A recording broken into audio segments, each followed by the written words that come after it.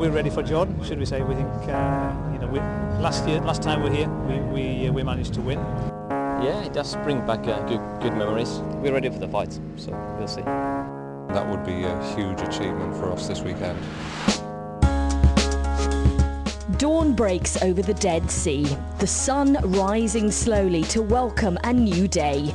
It's time for round 3 of the FIA World Rally Championship to get underway. It's time for Rally Jordan.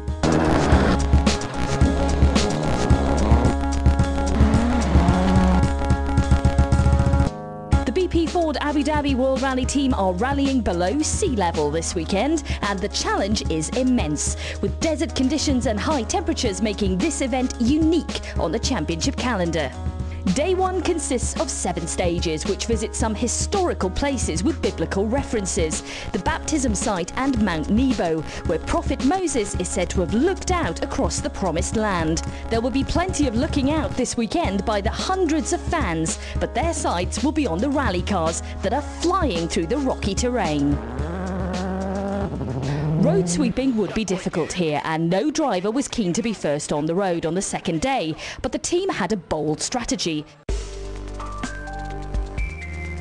Jari-Matti Latvala had been setting amazing pace throughout the day, and although other teams deployed slowing tactics to achieve a better road position, Latvala put his foot to the floor on the final stage to give himself a 30-second advantage. There were lots of questions during Rally Mexico and after Rally Mexico about the pace of the Fords. I think after day 1 here in Jordan, that has been truly forgotten. It's been an awesome performance by you today. It's been a very good day, but honestly saying, after Mexico, when we were testing, I was quite confident that we should be back at the pace here in Jordan, because normally just Mexico has been a rally which not been suiting our car so well in the last 4 years. So it's been always a little bit not so good even for us. So I thought that, we should be good here, but we had a very good start for the rally, very clean run, no mistakes, so pleased with the day. Mikko Hirvonen and co-driver Jarmo Laitinen sat in 5th position at the end of the day, giving themselves a great advantage for day 2. Mikko, 5th on the road on day 2. You are 42 seconds off the lead. How are you feeling at the end of day 1? It's pretty good. Position where we are now, everything is still possible. And okay, Jari-Matti is far ahead. He's had a very, very good day and he's been driving well. But Sebastian Ogier, he's second and we are only 12 seconds behind him, so we are in a good position. We're back on pace. It's very good. It's a great feeling to have. Jari-Matti finished the day in the lead. Mikko's in 5th place in a good position for tomorrow. So I'm happy, and I think all the team are happy.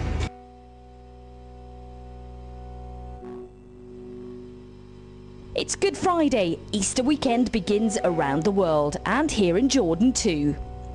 It's a big day for Jari-Matti and Mika. They start first on the road and will be trying their best not to lose too much time to the charging drivers behind. For Mikko and Jarmo, their goal is to move up the leaderboard. But disaster strikes for Mikko on the opening stage. Very stupid, small mistake actually, but it's just like you come out of a slow corner and you start accelerating over the crest, and you can see that place from far ahead, so it's not the place where you go off. But somehow I just managed to hit the bank in the inside, and it just threw the car in the air, and it turned like on my side in the air and landed in the front corner to the ground, which broke the suspension in the front. So that was it. It's just we couldn't fix it or drive it anymore and just needed to retire. To be honest, I can't explain what happened. It's a place everybody can drive flat over the crest, and for some reason we went too much inside, and my side of the wheels, they clipped the bank and it threw the car airborne like 20-25 meters, and we landed just on Mikko's front wheel, and the impact was so heavy that it ripped off basically everything from the corner. Teammate Jari-Matti was continuing with his good run, although Sebastian Loeb was exerting pressure from behind and eventually moved into the lead. The final stage would tell whether rival team Citroën would tactically slow again to put Latvala first on the road.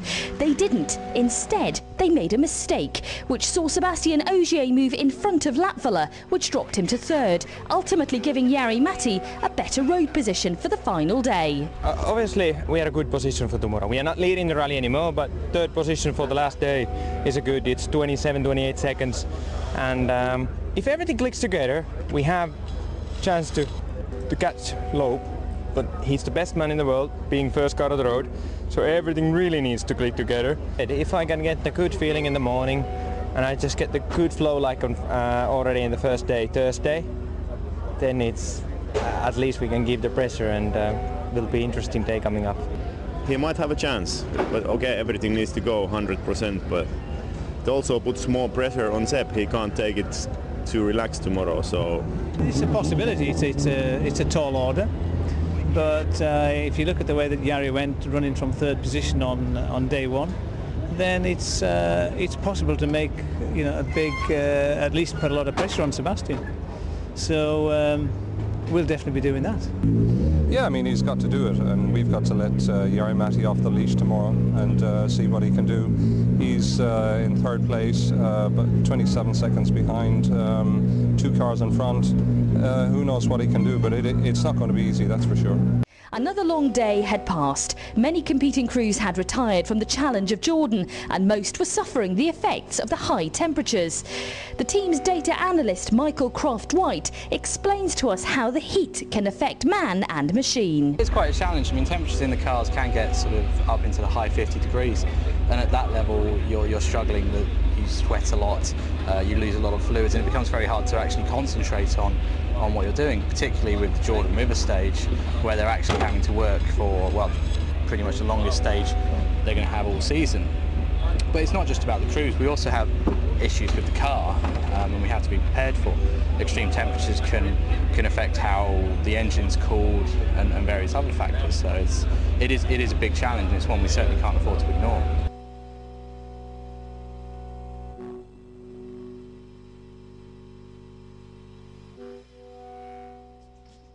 The final day, and a big day for Jari-Matti Latvala in more ways than one.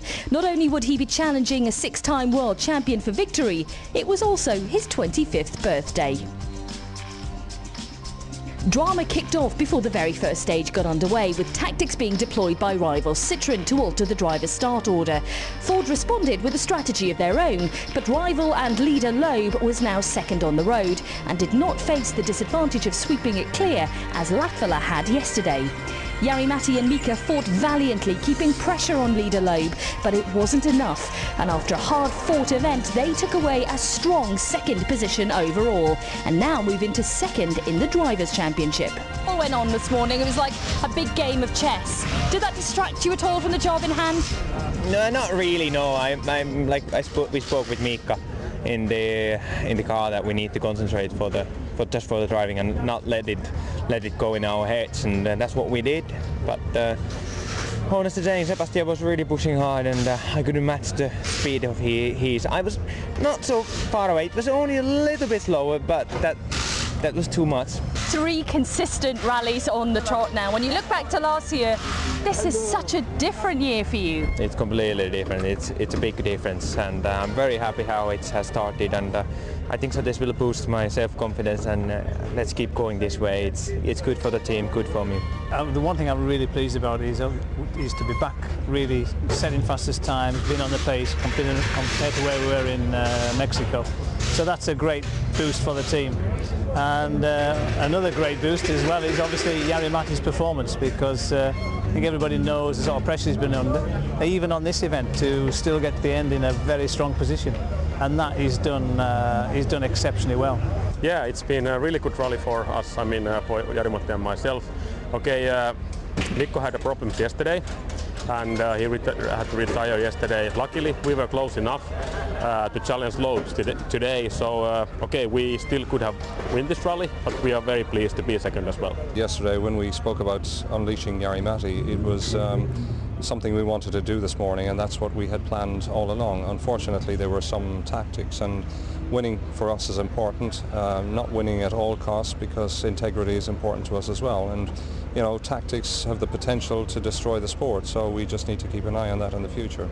It's been a good day for us. Jari-Matti's performed well. He's done exactly what we wanted him to do, and he's secured us manufacturer points.